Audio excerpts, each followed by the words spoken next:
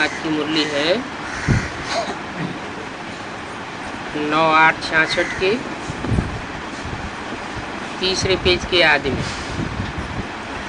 बात चल रही थी। ब्रह्मा द्वारा सृष्टि रचेंगे तो कोई ऊपर से बैठ करके थोड़े ही रचेंगे क्या? ब्रह्मा द्वारा मनुष्य सृष्टि रचेंगे तो मनुष्य ऊपर होते हैं या नीचे सृष्टि पर होते हैं, धरणी पर होते हैं? जरूर नीचे ही मनुष्य सृष्टि रचेंगे। ब्रह्मा तो यहाँ होगा ना,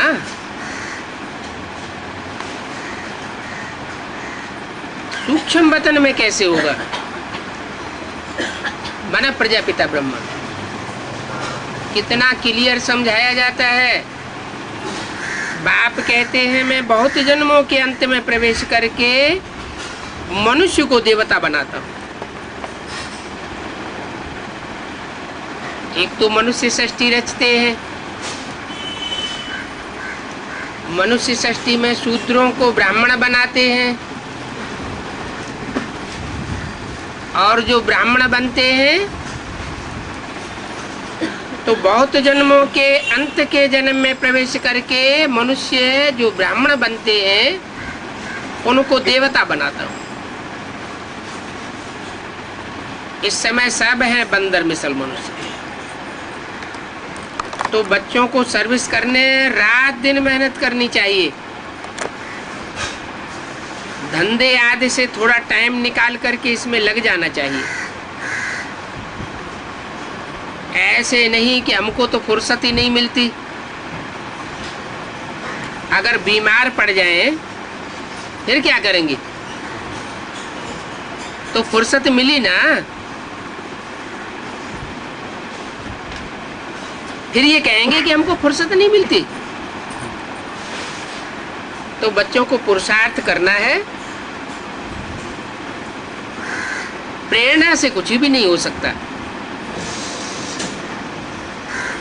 कोई कहे ब्रह्मा की प्रेरणा से सृष्टि रची जाती है, ऐसी कोई बात नहीं है। भगवान से ही प्रेरणा द्वारा काम नहीं हो सकता तो औरों से कैसे होगा? अगर भगवान ही प्रेरणा द्वारा सृष्टि रचा होता तो उसको इस धरनी पर नीचे आने की दरकार क्यों पड़ती?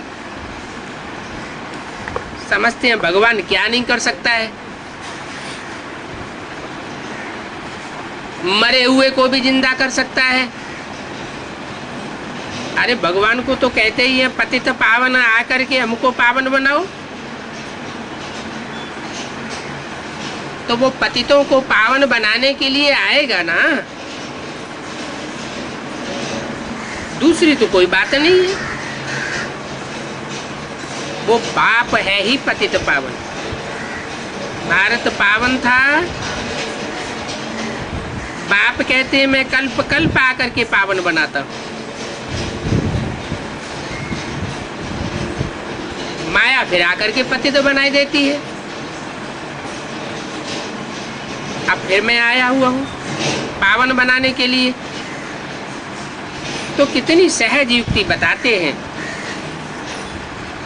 जो हकीम लोग होते हैं वो बूटियों से भी ठीक कर देते हैं। फिर उन हकीमों की देखो कितनी महिमा होती है। कोई का बच्चा व धन आज मिला तो कहेंगे गुरु की कृपा हुई, और अगर कहीं बच्चा मर गया तो कहेंगे भाभी।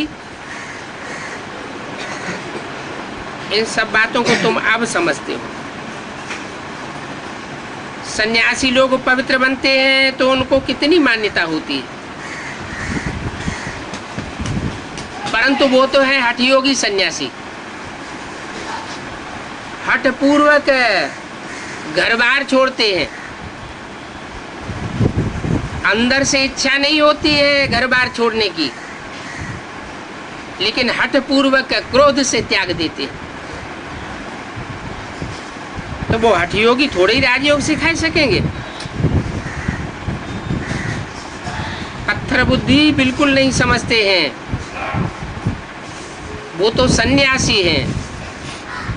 और हम तो गृहस्थी हैं, तो हम फिर गृहस्थी उन सन्यासियों के फॉलोअर कैसे कहे जा सकते हैं? सन्यासियों का फॉलोअर तो सन्यासी होना चाहिए, घरघाट छोड़ने वाला होना चाहिए। फिर भी कह देते हैं हम फलाने सन्यासी के फॉलोअर हैं।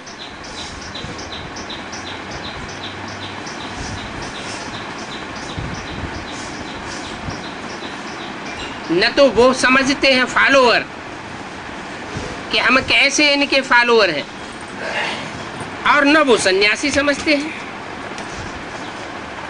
एक पहाका भी है कि जहाँ लोभी है वहाँ ढोंगी भूख नहीं मरते, ये भी ऐसी बात है। वो तो है ही लोभी,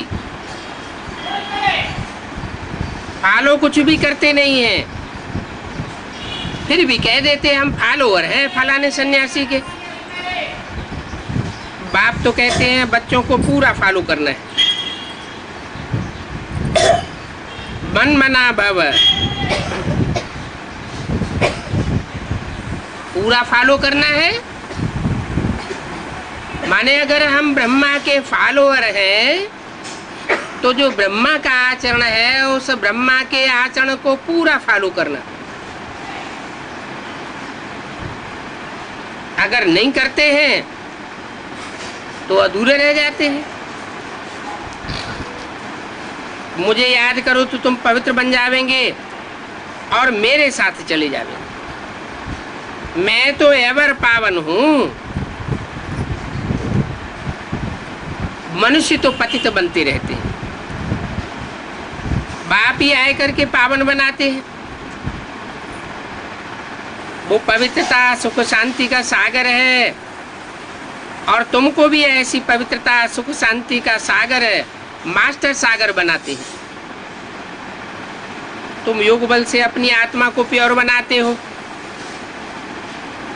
जानते हो फिर हमको फास्ट जाना है, हमको फर्स्ट क्लास शरीर मिलेगा, मनुष्य को देवता प्रैक्टिकल में बनना है। क्या प्रैक्टिकल में माना शरीर छोड़ने के बाद नहीं बनना है, शरीर छोड़ने से पहले ही हमको मनुष्य से देवता बनना है। देवताओं के शरीर भी पवित्र होते हैं, ऐसे थोड़े ही सिर्फ देवता ही कपड़ा आदि पहन लिया तो कोई देवता बन जाते हैं।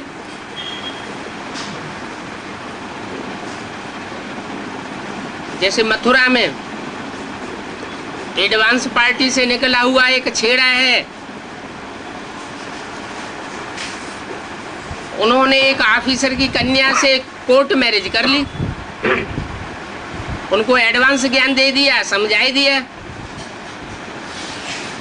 अब दोनों मिलकर के पीले कपड़े पहन करके मुकुट लगा करके सत्संग करते हैं। बूढ़ी बूढ़ी माताएं उस सत्संग में बैठती हैं।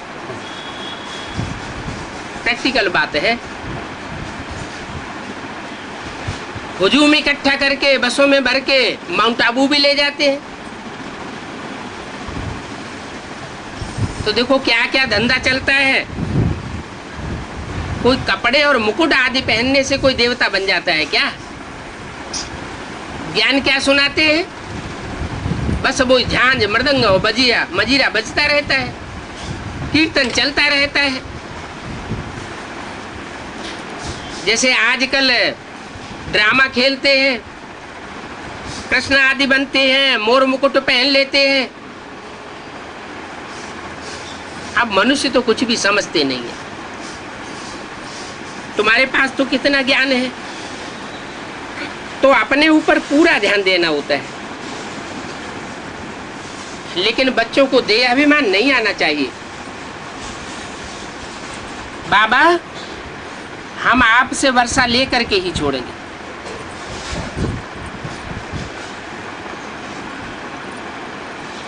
तुम भी कहते हो हम भारत को श्रेष्ठाचारी बना बना करके ही छोड़ेंगे।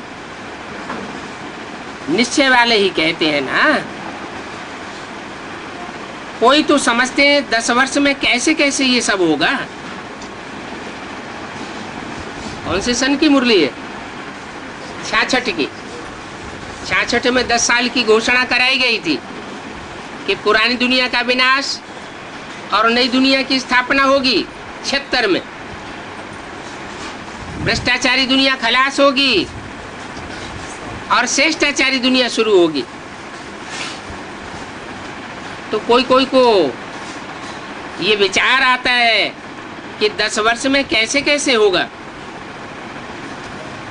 वास्तव में ये सब संशय नहीं लाना चाहिए,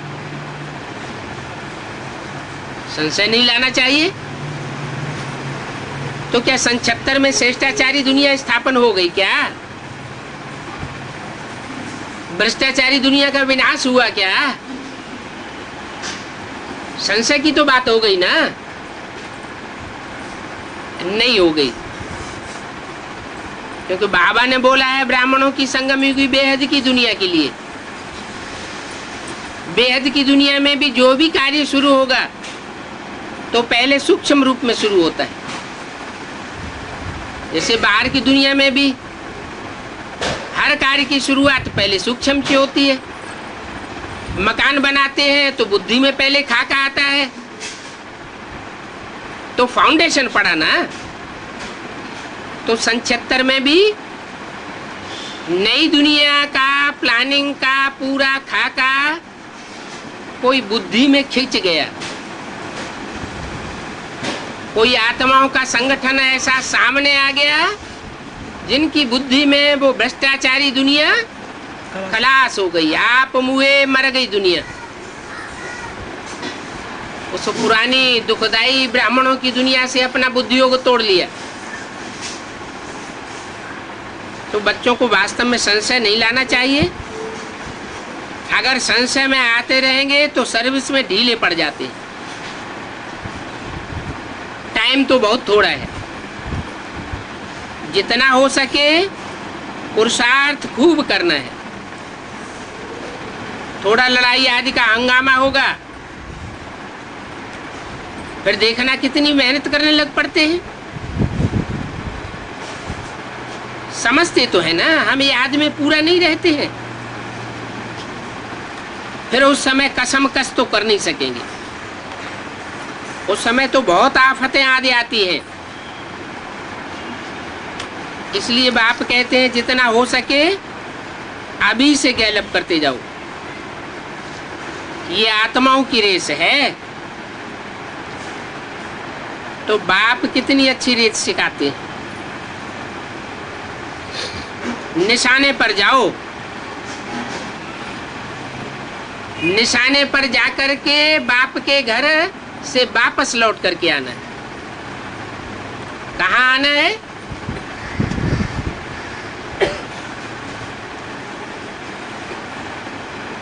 गीता में श्लोक भी दिया है। कहाँ जाना है? जहां से आत्माएं लौट करके फिर इस पुरानी दुनिया में वापस नहीं आती। परमधाम जाना है। परमधाम सभी आत्माओं को जाना है, लेकिन वहां जाने के बाद इस पुरानी दुनिया में आना नहीं होगा। कहाँ आना होगा? नई सत्य की दुनिया में आना होगा। बड़ी फाइन रेस है। बाप कहते हैं मेरे को टच करके मूल वतन जाए फिर वापस आना है। मेरे को टच करके? क्या कोई हाथों से टच करने वाली बात है? ये बुद्धि से टच करने की बात है। बुद्धि से उस निराकारी बाप को टच करना है। जो बाप की स्टेज, वो हम बच्चों की निराकारी स्टेज बने। टच करके मूल वतन जाए करके फिर वापस आना। लेकिन पहले पहले वो जावेंगे जो योग युक्त होंगे। अगर भोगी होंगे तो जा नहीं सकेंगे।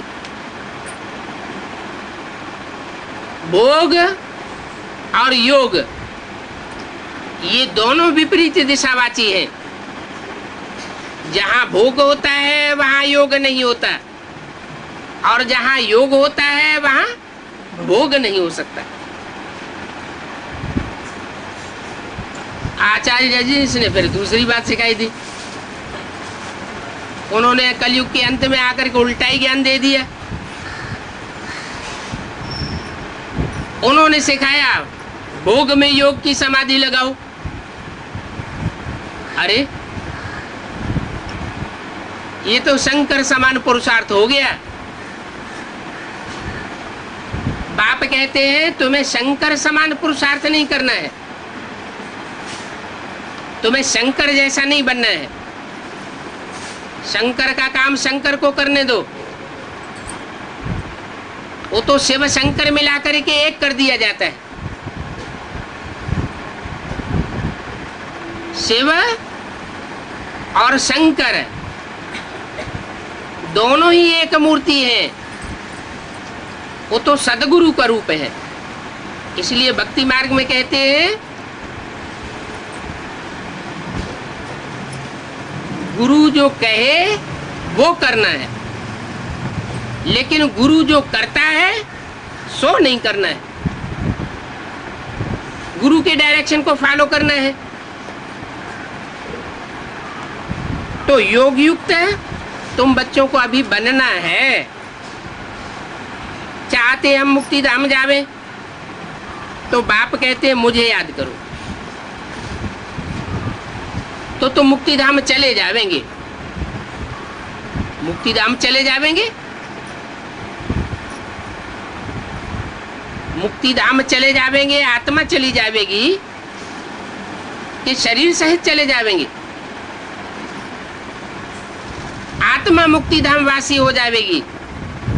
मन बुद्धि जब मुक्ति धाम वासी हो जाएगी तो दुख दर्दों से मुक्त अनुभव करेंगे। कोई जाने आने की बात नहीं होगी।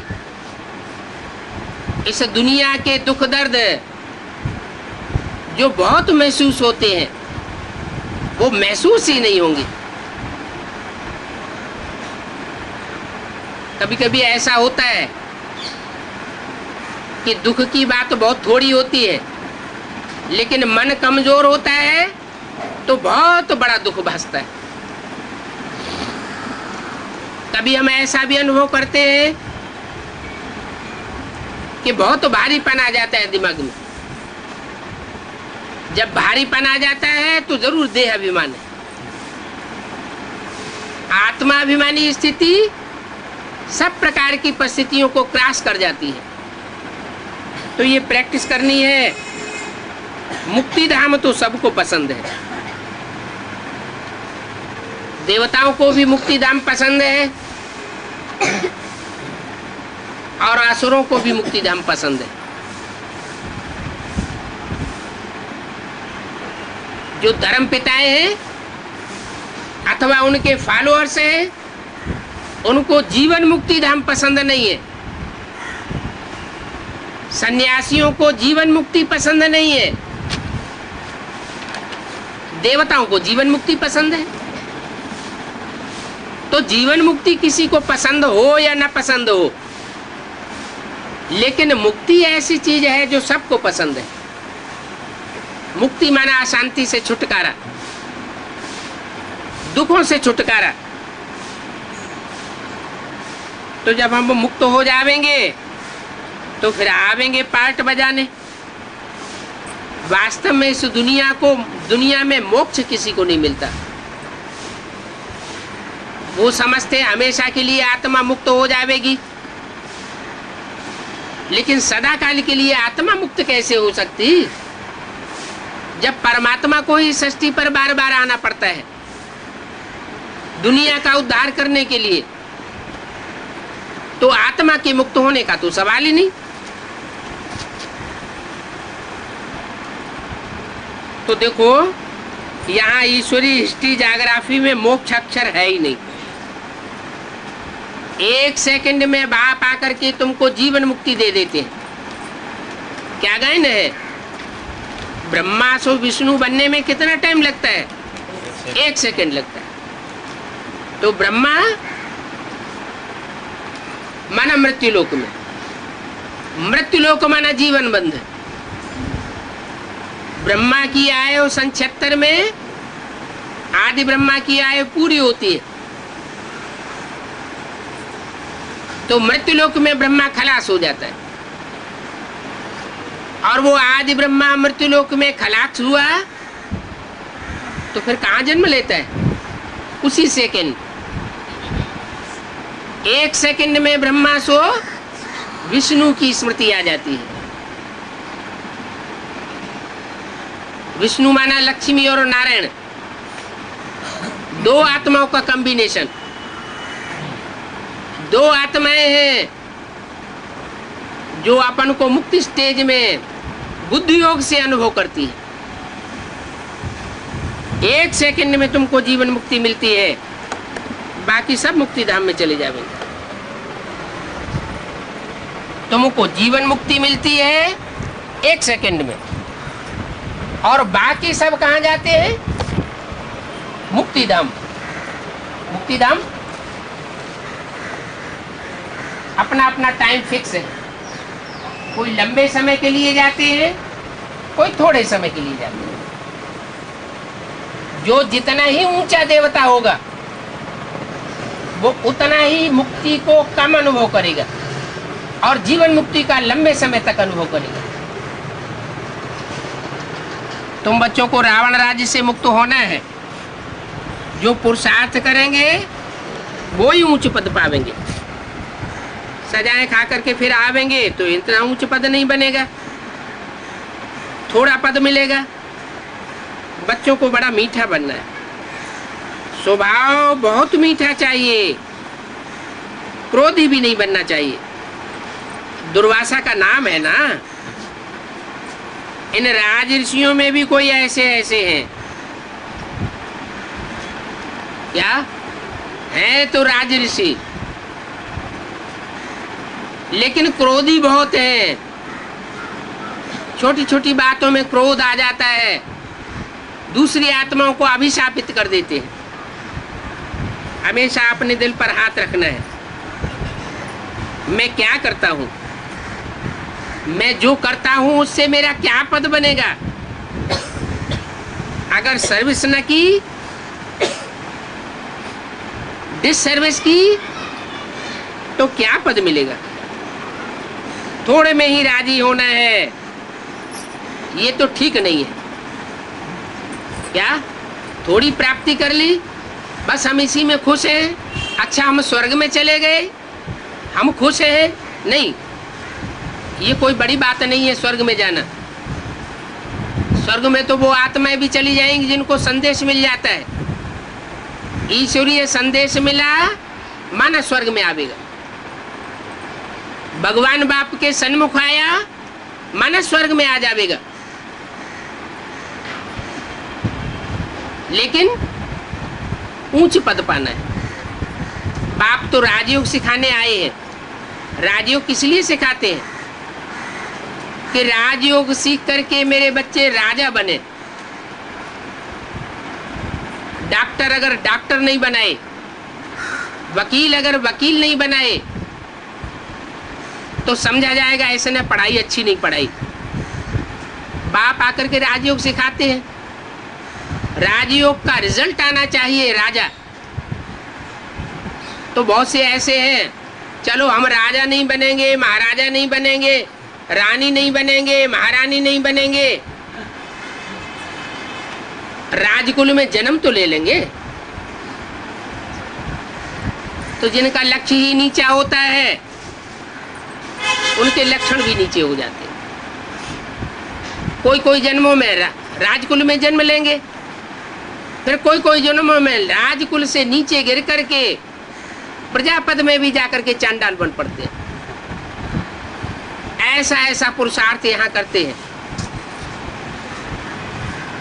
तो देखना चाहिए हम जो करता हूँ उससे क्या पद मिलेगा। अगर सर्विस नहीं की, डिससर्विस की, तो मेरा क्या पद बन जाएगा। थोड़े में राजी नहीं होना। बाप कहते हैं मैं आया हुआ हूँ बच्चों को फुल बादशाही देनी। ऊंचते ऊंच बाप आया हुआ है, तो ऊंचते ऊंच जब आया हुआ है तो उससे ऊंचे तो ऊंचा वर्षा लेना है ना।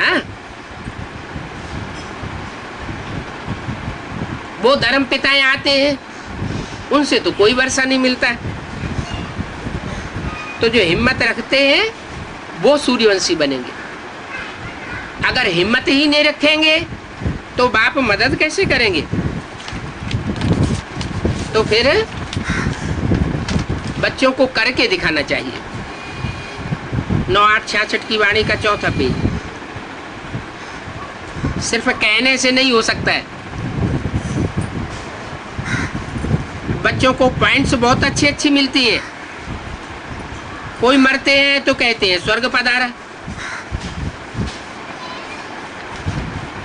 अब इसका क्या गुह्यराज है? मरते हैं तो कहते हैं स्वर्ग पधारा। स्वर्ग तो कोई जाता नहीं है, लेते तो फिर भी इस नरक की दुनिया में जन्म है। तो क्यों कहते हैं कि स्वर्ग पधारा? ये आदत क्यों पड़ गई है? कोई भी मरेंगे तो कह देंगे कि स्वर्गवासी हुआ। तो स्वर्गवासी हुआ क्या वास्तव में? अरे इस दुनिया में स्वर्ग है कहाँ? स्वर्ग तो सतयुग त्रेता में था, अभी स्वर्ग कहाँ है? कह देते हैं स्वर्ग पधारा। इस समय की रट पड़ी हुई है संगम युग की। संगम युग में जो जीते जी मरते जाएंगे, बाप की श्रीमत पर चलने के लिए जो अपने देह अभिमान से जीते जी मरेंगे, उनको स्वर्ग का अनुभव होगा, जीवन मुक्ति का अनुभव होगा। देह अभिमान से मरना पड़े तो वो तो कह देते हैं स्वर्ग पधारा। स्वर्ग पधारा जरूर पहले नरक में था, अभी तुम भी नरक में हो। अगर तुम भी मरो तो तुमको भी स्वर्ग का अनुभूति हो जाएगी। तो क्या करें? ब्रह्मा बाबा की तरह शरीर छोड़ जाएं? नहीं, ब्रह्मा की तरह शरीर छोड़ने की बात नहीं है। अकाले मौत में शरीर छोड़ने की बात नहीं है। यहाँ तो बात है देह अभिमान से मरने की। तो मारो गोली अपने को। कौन सी गोली मारे? जो ज्ञान की गोलियां बाप ने बनाई हैं, वो गोलियां दूसरों के लिए यूज नहीं करनी है, पहले अपन को मारनी है। स्वर्ग में जाना ये तो बड़ा सहज है। क्या? गोली मारो और स्वर्ग में जाओ। भक्ति मार्ग में कहते हैं ना स्वर्ग पधारा, तो जो मरेगा सो स्वर्ग पधारेगा। तो उनको गोली मारेंगे तो क्या स्वर्ग में चले जाएंगे? वो तो स्वर्ग में नहीं जाएंगे, वो तो और ही क्या होगा, दुर्गति हो जाएगी, क्योंकि अकाले मौत होती है। यहाँ है ज्ञान की गोली। ज्ञान की गोलियां अगर अपने को मारते जाएंगे तो देहभान खलास हो जाएगी। देहभान खलास होगा माने अपन को मार दिया। कहते हैं ना इसने तो पूरा ही अपने को मार दिया, माना देह अभिमान से मार दिया। तो देखो कितना मरना सहज है। फिर तो सबको जाना चाहिए स्वर्ग में। क्या? गोली मारते जाओ, स्वर्ग में पहुंचते जाओ। लेकिन कोई कहते हैं बहुत कठिन है। तो कोई के लिए कठिन है, कोई के लिए सहज है। ऐसे क्यों है? कठिन उनके लिए है जो जन्म जन्मांतर दूसरों को दुख देते आए, तकलीफ देते आए हैं, उनके लिए कठिन हो जाता है। जिन्होंने जन्म जन्मांतर अच्छे कर्म किए हैं, दूसरों को सुख दिया है, उनके लिए कठिन नहीं होता। मनुष्यों के पास इतनी भी समझ नहीं है। कितने पत्थर बुद्धि है। तो बाप बच्चों को समझाते हैं, बच्चे आप इस देह अभिमान को छोड़ दो, बाप की सर्विस में हड्डी हड्डी दे देनी चाहिए।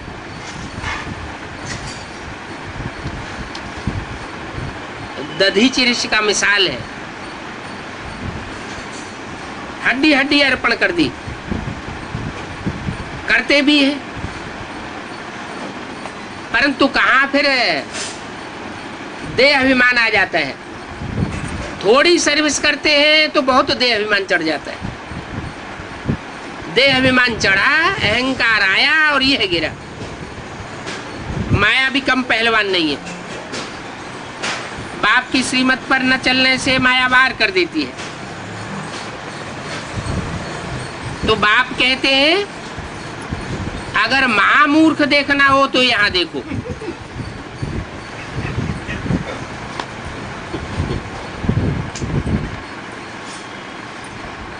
इसलिए मिसाल दिया जाता है, चूहे को हल्दी की गांठ मिल गई तो पंसारी बन करके बैठ गया। तो यहां भी ऐसे ऐसे हैं।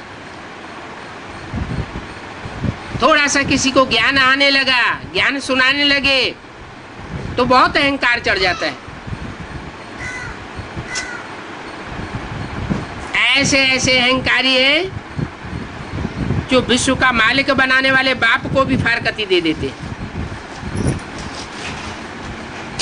समझते नहीं है कि हमने आधा कल्प ठोकरें खाई है। ठोकरें खाते खाते आखिरी जन्म में बाप आकर के मिला है। अभी बाप कितना सहज रास्ता बताते हैं, सुखधाम का मालिक बनाते हैं, तो अपने पर तरस करना चाहिए ना। बाप आकर के राय बड़ी सिंपल देते हैं।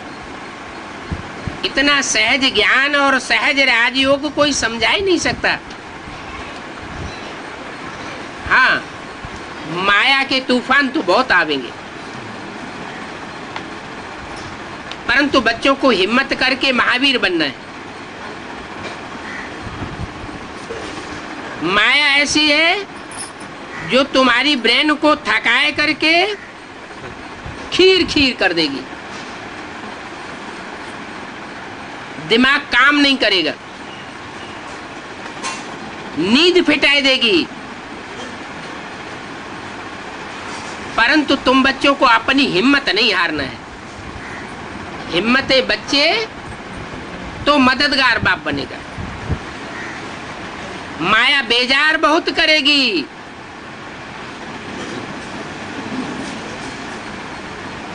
परंतु माया को हराना है। अपने अंदर पक्का कर देना है कि हम माया से हारने वाले नहीं हैं। हम आखिरी माया को हरा के छोड़ेंगे। बाप को याद करना है, बाप को फारकती नहीं देनी है। कोई कोई तो थोड़ा सा माया का झोंका लगता है और फारकती दे देते हैं। क्या? उसके लिए मिट्टी के ढेले का मिसाल दिया है।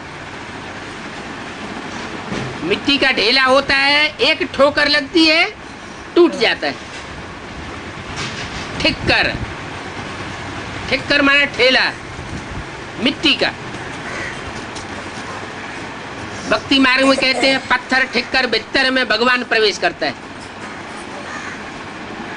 ऐसे ठिक्कर बुद्धियों में भी भगवान को व्यापी समझ लेते हैं। जिनको माया की एक ठोकर लगती है तो बिखर जाते हैं। बाप कहते हैं मैं ऐसे ठिक्कर बुद्धियों में प्रवेश नहीं करता हूं। मैं तो ऐसे मजबूत पत्थर में प्रवेश करता हूं जो पहाड़ से भी नीचे गिरे और टूटता फूटता टकराता समुद्र तक पहुंच जाए तो भी शालिग्राम बन करके पत्थर रहता है।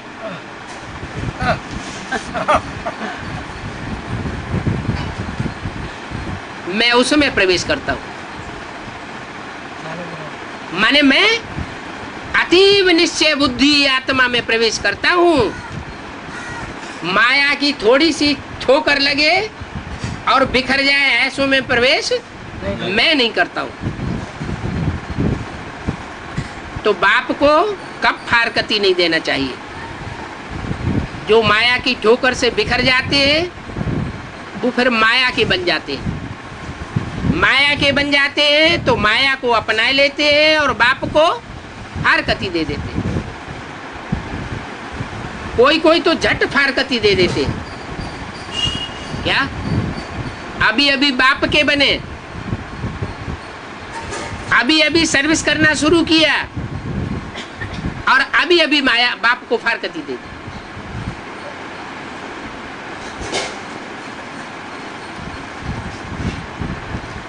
जयपुर में अभी अभी सेवा हुई।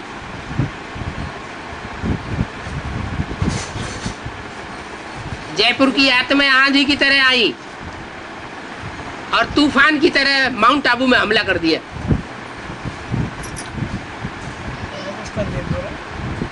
राजस्थान जयपुर। हाँ जी, माउंट आबू में जाके 10-15 का ग्रुप बना करके दादी के सामने जाके माउंट आबू में बैठ गए।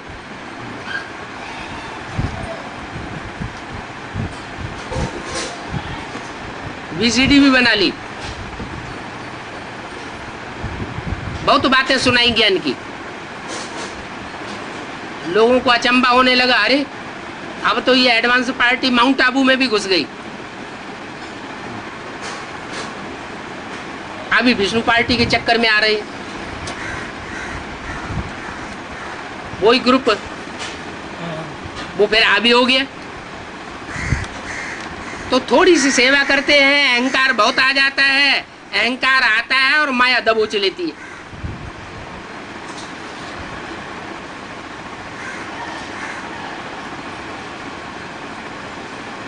तो माया बहुत बेजार करती है। ब्राह्मणी को तो मालूम ही रहता है कि माया बड़ी हरखण है, कितने अच्छे अच्छे बच्चों को उड़ाई देती है, अपन को आपे ही श्रापित कर देती है। अगर ये निश्चय है कि हमको राम मिला है तो उनकी श्रीमत पर चलना चाहिए। क्या कहा? कई मुरली में कहा कि कृष्ण मिला है तो कृष्ण की श्रीमत पर चलना चाहिए है? कृष्ण वाली आत्मा के तन में शिव प्रवेश तो होता है, लेकिन कहीं ये कहा कि कृष्ण की मत पर चलना चाहिए? नहीं कहा। क्यों? क्योंकि कृष्ण की आत्मा में भले माता के रूप में पार्ट बजाया, लेकिन इतना अटल निश्चय बुद्धि का वो पार्ट नहीं है कि मायावी बच्चों से ठोकर खाए करके हार्ट फेल न हो। इतना योग नहीं आता, योगी का कभी हार्ट फेल नहीं होगा। इतना दृढ़ निश्चय बुद्धि होना चाहिए कि राम मिला है तो हमें राम की श्रीमत पर जरूर चलना है। रावण नहीं बोलता है। क्या कहा?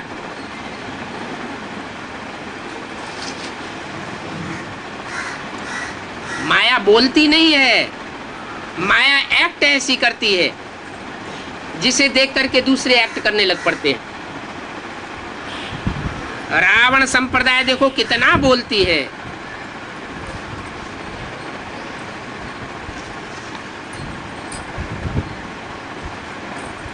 बड़ी बड़ी संप्रदाय है ना, किसकी?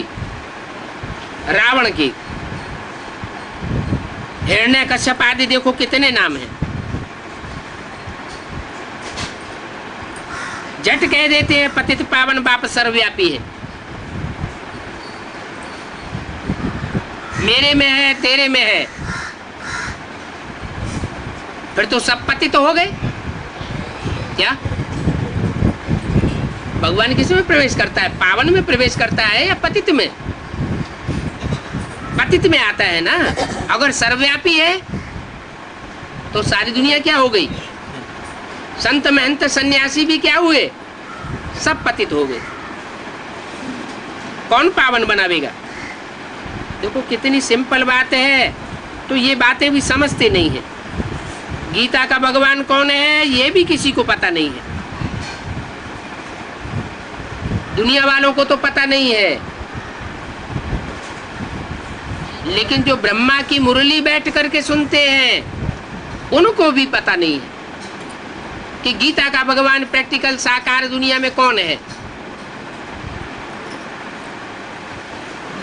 झूठे शास्त्र पढ़ते पढ़ते सीढ़ी उतरते आए, शास्त्र सारे ही झूठे हो गए। शास्त्र मनुष्यों के द्वारा बनाए जाते हैं, मनुष्य जो कुछ बनाता है सब झूठ बनाता है। तो बाप आकर के सबकी चढ़ती कला कर देते हैं। भगवान ही गीता का ज्ञान सुनाए, सबको सदगति देते हैं।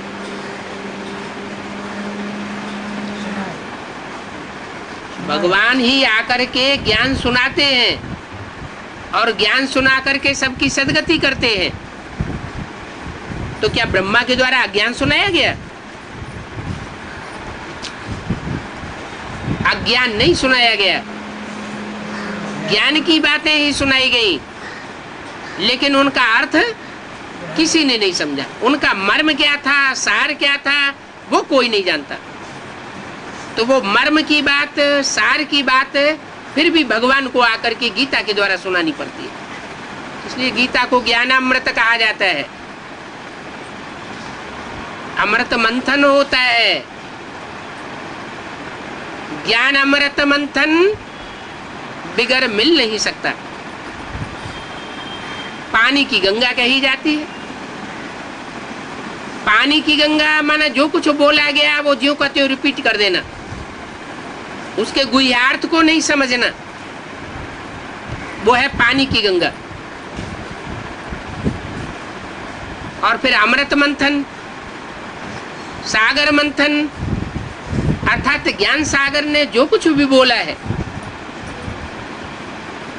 उस बोले हुए का मंथन करके फिर दूसरी आत्माओं को पहुंचाना, स्वयं समझना और दूसरों को समझाना, उससे फिर सद्गति होती है, दिमागी ताकत आती है। एक होती है छाछ और एक होता है मक्खन। ताकत किस में होती है? मक्खन में ताकत होती है। कहते हैं कृष्ण ने मक्खन खाया। गीत भी गाते रहते हैं। क्या गीत गाते हैं? घास खाएं गौए, दूध पिए ग्वाल, माखन मिश्री मदन गोपाल। गीत गाते रहेंगे, अर्थ नहीं समझेंगे। अब ये सब है वशीकरण मंत्र की बातें। बाप कहते हैं मुझे याद करो, ये है बड़े से बड़ा वशीकरण मंत्र। क्या? मन मना भव, मेरे मन में समा जाओ। जो मेरे अंदर संकल्प चलते हैं वो संकल्प तुम्हारे अंदर भी चलने लग पड़े। इतने प्रीति बुद्धि बन जाओ। तुम तो बाप को घड़ी घड़ी भूल जाते हो। बाप से प्रीति जुटती ही नहीं। प्रीति नहीं जुटती है तो फिर भूलना कहा जाता है। भूलते हैं, विस्मृति होती है तो ताकत नहीं आती। महारथी वो है जो बहुतों को मंत्र देता रहे।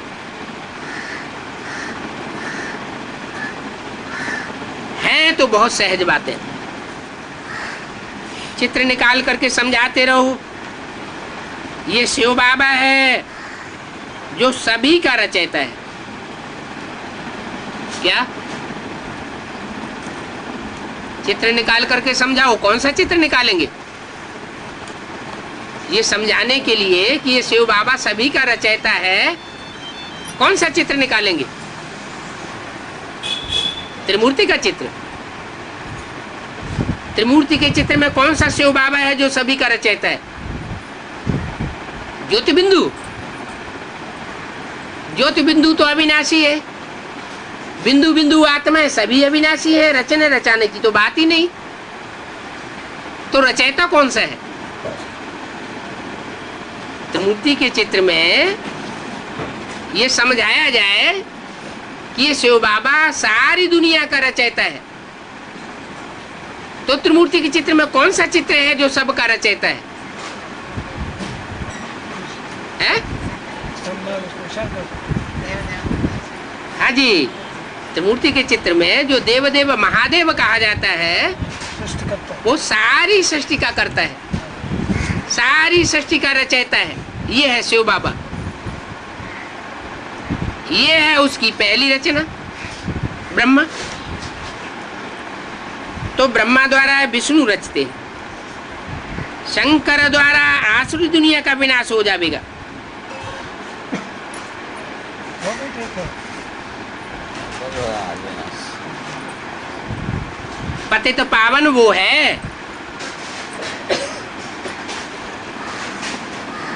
इस महाभारत लड़ाई के द्वारा ही स्वर्ग के द्वार खुले हैं।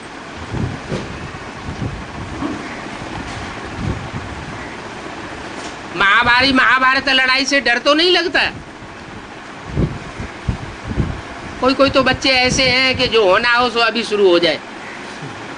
हम तो तैयार बैठे हैं। जैसे एडवांस पार्टी के लिए बोला संदेशी ने कि एडवांस पार्टी तो तैयार हुई पड़ी है, लेकिन तुम बच्चों की देरी है। तुम बच्चे अभी तैयार नहीं हुए। तो ये महाभारत लड़ाई स्वर्ग के गेट खोलेगी। महाभारत लड़ाई सारे भारत में होगी। ये पहले ब्राह्मणों की दुनिया में होगी। ब्राह्मणों की दुनिया में ये महाभारत लड़ाई सामने खड़ी हुई है। अब बाप कहते हैं अपन को आत्मा समझ, मुझ बाप को याद करो। इतना पक्का अभ्यास करेंगे तो इस लड़ाई में क्रॉस हो जाएंगे। अगर अभ्यास पक्का नहीं हुआ तो मर बिल्लाए जाएंगे, फिर दोबारा जन्म मिलेगा। तुम तमो प्रधान से सतो प्रधान बनना है ना।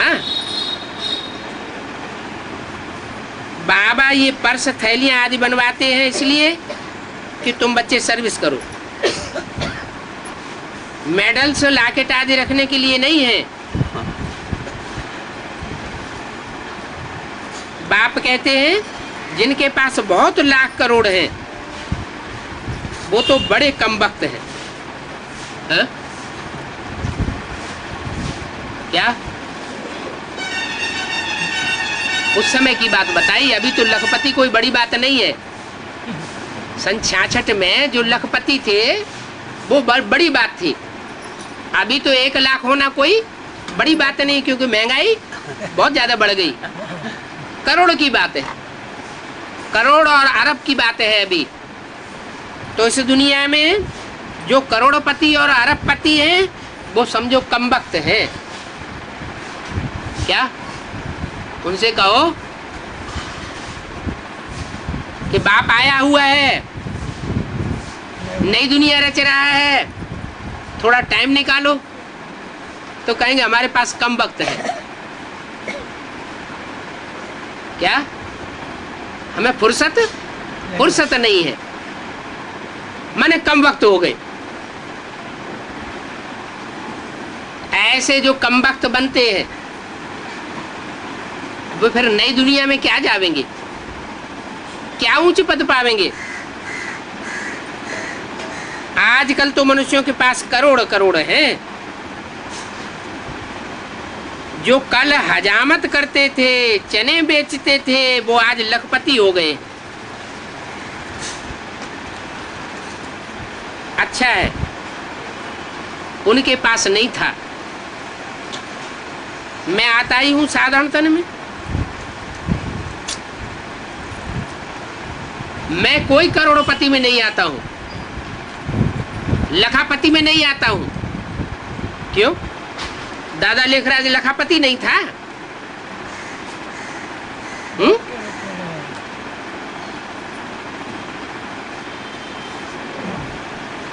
दादा लेखराज लखापति था या नहीं था? लखापति तो था, फिर उसमें नहीं आया क्या? आया तो, लेकिन मुक्ति जीवन मुक्ति का वर्षा देने वाला बाप बन करके नहीं आया, माँ बन करके आया।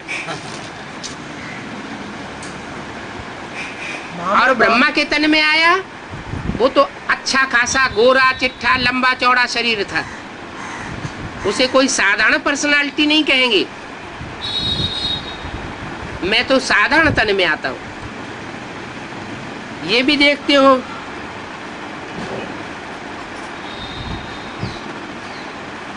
ये भी देखते हो, माने इनके जैसा कोई और भी है जिसमें मैं प्रवेश करता हूं। अभी तुम ये भी देखते हो कि इनके पैसे से कितने का कल्याण हुआ।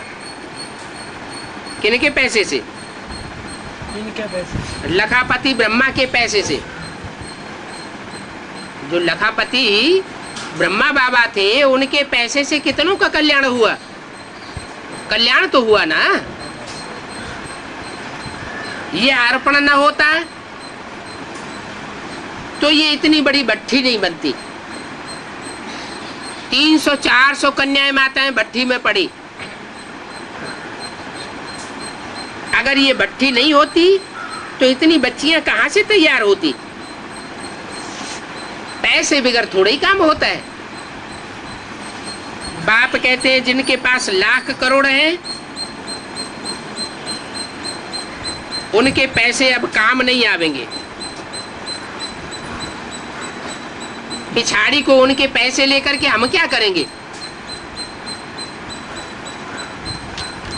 बाप की प्रत्यक्षता हो जाएगी, पैसों की तो कोई दरकार नहीं रहेगी। कोई कहेंगे हम लाख देते हैं, हम उनको कहेंगे तुम जो हमको लाख देते हो वो तुम ले जाओ, अपने पास रखो, हमें तुम्हारे पैसे की दरकार नहीं है। हम लेकर के तुम्हारे पैसे क्या करेंगे? हम अपने ऊपर वजन क्यों चढ़ावें? पैसे से सर्विस होगी तो उस पैसे का फल हमको मिलेगा। अगर उस पैसे से सर्विस ही नहीं होगी तो उसका फल कैसे मिलेगा? तुमको भी फल तब मिलेगा जब उससे सर्विस होगी। पैसा बैंक में पड़ा रहे, बैंक के फेल हो जाए तो ना तुम्हारा कल्याण होगा ना हमारा कल्याण होगा। बाबा तुम्हारा रुपया क्या करेंगे? कोई कहते ये जमीन ले लो, प्रॉपर्टी ले लो। बाप कहते हम इतनी प्रॉपर्टी का क्या करेंगे? यहाँ तो पाई पैसे से स्थापना हो रही है, ये पैसे जाकर के अपने पास रखो। हम तो व्यापारी हैं, कोई हम अनाड़ी थोड़े ही है क्या जो हमको भर करके देना पड़े? बाबा तो देखो इतना बड़ा व्यापारी है, ये भी कम नहीं है। कौन? बाबा तो इतना बड़ा व्यापारी है, यह भी कम नहीं है। बड़ा व्यापारी है। माने बाबा अलग है और यह अलग है। यह माना ब्रह्मा, ये भी कम नहीं है और बाबा इतना बड़ा व्यापारी है।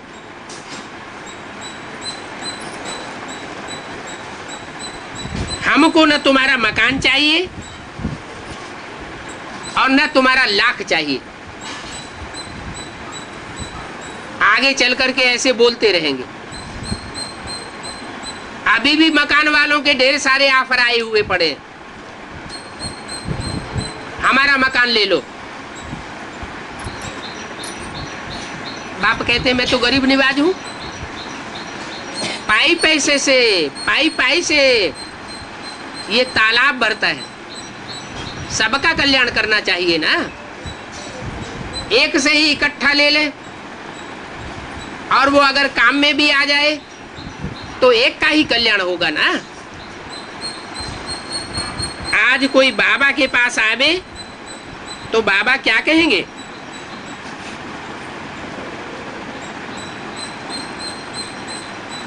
जाकर के अपने पास रख दो। क्यों रख दो अपने पास? क्योंकि बाबा के पीछे तो इनकम टैक्स पड़ा हुआ है। अगर बाबा को दे भी देंगे तो इनकम टैक्स आकर के उठाए ले जाएगा, छोड़ेगा नहीं। तो बाबा क्या कहेंगे, जा करके रख दो। अच्छा, एक बड़ा हाल बनाओ। बड़ा हाल बनावेंगे तो उसमें संगठन क्लासेस चलते रहेंगे, भले किराया भी ले लो। जो हाल बनाओ उसका किराया भी ले लो। उस हाल में सर्विस चलेगी तो तुम्हारा कल्याण होगा। बाबा को गरीबों की मदद मिलती है, जो करोड़पति अरबपति है उनकी मदद बाबा को नहीं मिलती है। नहीं मिलते, नहीं चाहते हैं। नहीं मिलते, नहीं चाहते हैं बाबा। नहीं मिलती ही नहीं है, आते ही उनकी बुद्धि में नहीं बैठता। बाबा तो इतना सहज साधारण बन करके आता है कि उनकी बुद्धि में बैठता ही नहीं कि ये भगवान का पार्ट हो सकता है। पूरी पूरी तालाब बनता है। देखो उस लड़ाई में कितना भारी खर्चा होता है गवर्नमेंट का। चाहे इराक अमेरिका की लड़ाई हुई हो, चाहे अफगानिस्तान अमेरिका की लड़ाई हुई हो, कितना भारी खर्चा होता है। और यहाँ खर्चे की तो बात ही नहीं। गीता पाठशालाएं खुली हुई है। बाबा कहते एक कमरे में भी तुम अपना यूनिवर्सिटी खोल सकते हो, उसी में खाना बनाओ, उसी में सो जाओ, उसी में बर्तन साफ करो, झाड़ू लगाओ और क्लास लगा दो। पाई पैसे का भी खर्च नहीं है।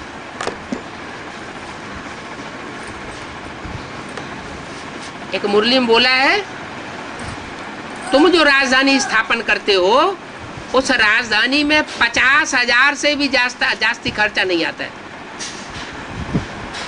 50,000 में तुम पूरी नहीं 50 लाख, 50 लाख, हाँ, इससे जास्ती खर्चा नहीं होता। तो कितनी बड़ी बात हो गई। उस लड़ाई में कितना भारी खर्चा होता है, बात मत पूछो। आधा से भी जास्ती पैसा लड़ाई में लग जाता है। कोई भी कंट्री, कोई भी देश हो, सिक्योरिटी में, सुरक्षा में, मिलिट्री के खर्चे में, शस्त्रों के बनाने में, एटम बम तैयार करने में, एरोप्लेन बनाने में कितना खर्चा होता है। आधा में जाम, आधा में रैयत।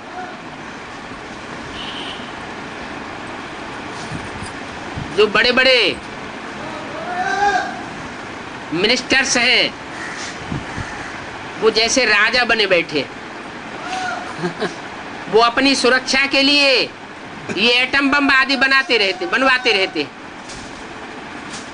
कितनी बड़ी सेना का हुजूम रखते हैं। आधा खर्च उनके ऊपर होता है और आधे खर्च में प्रजा पलती है। तो देखो कितना पैसा लड़ाई में लग जाता है। उनकी लड़ाई की भेंट में तुम्हारा तो कुछ भी खर्चा नहीं है। दुनिया में देखो कितना गंद लगा पड़ा है। यहाँ के लिए भी कोई कोई कहते हैं जाकर के भूख हड़ताल करो, खाना पीना छोड़ दो। बाप कहते हैं ये सब गांधी जी ने सिखाया है। मैं नहीं सिखाता हूं कि खाना पीना छोड़ दो, भूख हड़ताल करो। मैं तो कहता हूं बाप को याद करो, पुरुषार्थ करो। कितनी छी दुनिया है। अच्छा, बच्चों को ओम शांति। तो प्रत्यक्ष हो गए। हाँ जी। सारे दुनिया के सामने हाँ जी 9 लाख सितारे कैसे प्रत्यक्ष हुए? 4.5 लाख तो 4.5 लाख साकार शरीर वाले और 4.5 लाख उनमें प्रवेश होने वाले। ये क्या बड़ी बात हो गई? तो कैसे 4.5 लाख जन्म देने वाले और 4.5 लाख उनमें प्रवेश होंगे। तो कैसे मालूम होगा सारी दुनिया को उनमें प्रवेश हुआ? और ज्ञान फैलेगा ना, सारी दुनिया में ज्ञान नहीं फैलेगा, चारों तरफ ज्ञान ही ज्ञान हो जाएगा। जैसे विनाश होगा तो पानी से दुनिया भर जाएगी, ऐसे ही ज्ञान जल से दुनिया भरपूर हो जाएगी। 9 लाख आत्माएं तो पूरी ज्ञानी तू आत्माएं होती है। पहले राज्य की जो प्रजा होती है उसकी भी भारी विशेषता होती है, वो बीज रूप आत्मा है। सारी दुनिया का ज्ञान उनके अंदर भरा हुआ होता है,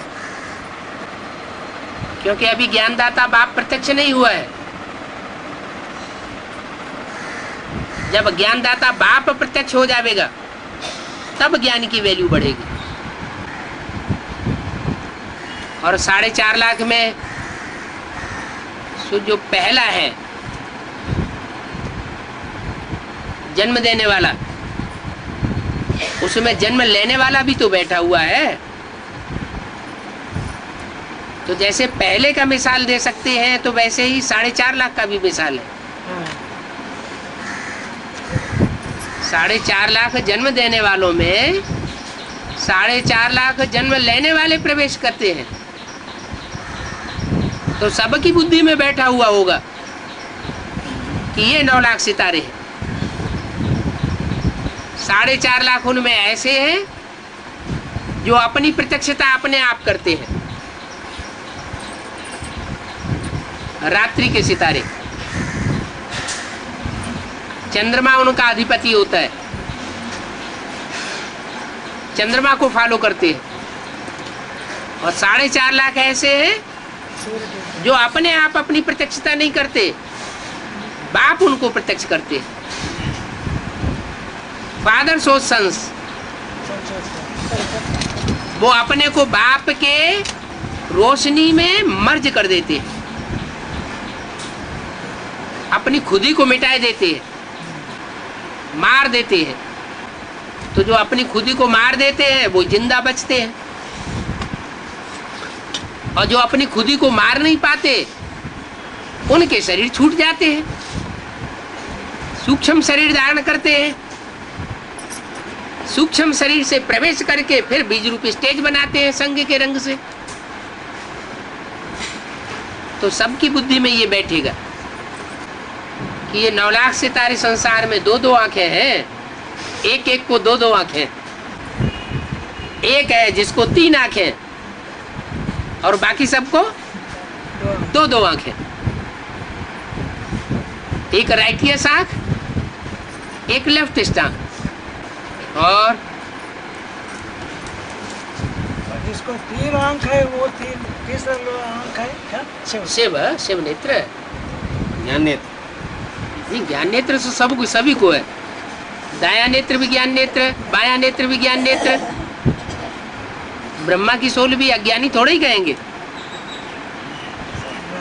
वो भी तो अज्ञानी नहीं है, ज्ञानी है। पूरा नहीं। ज्ञान का पाठ तो पढ़ाई रही है।